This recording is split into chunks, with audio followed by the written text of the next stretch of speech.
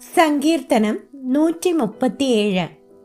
Babel നദികളുടെ തീരത്ത് ഞങ്ങളിരുന്നു. സിയോനെ ഓർത്തപ്പോൾ ഞങ്ങൾ കരഞ്ഞു. അതിൻ്റെ നടുവിലെ അലരി വൃക്ഷങ്ങളിന്മേൽ ഞങ്ങൾ ഞങ്ങളുടെ കിന്നരങ്ങളെ തൂക്കിയിട്ടു.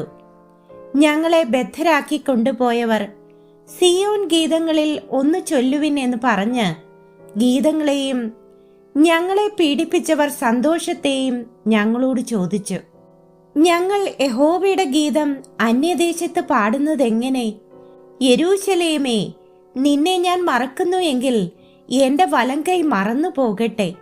നിന്നെ ഞാൻ ഓർക്കാതെ പോയാൽ, യെരൂശലേമിനെ എൻ്റെ മുഖ്യ സന്തോഷത്തേക്കാൾ വിലമതിക്കാതെ പോയാൽ, എൻ്റെ നാവ് അണ്ണാക്കിനോട് പറ്റിപ്പോകട്ടെ.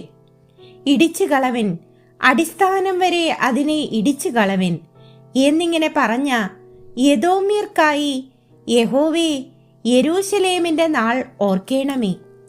നാശം അടുത്തിരിക്കുന്ന ബാബേൽ പുത്രിയെ, നീ ഞങ്ങളോട് ചെയ്തതുപോലെ നിന്നോട് ചെയ്യുന്നവൻ ഭാഗ്യവാൻ. നിന്റെ കുഞ്ഞുങ്ങളെ പിടിച്ച് പാറമേൽ അടിച്ചു കളയുന്നവൻ ഭാഗ്യവാൻ.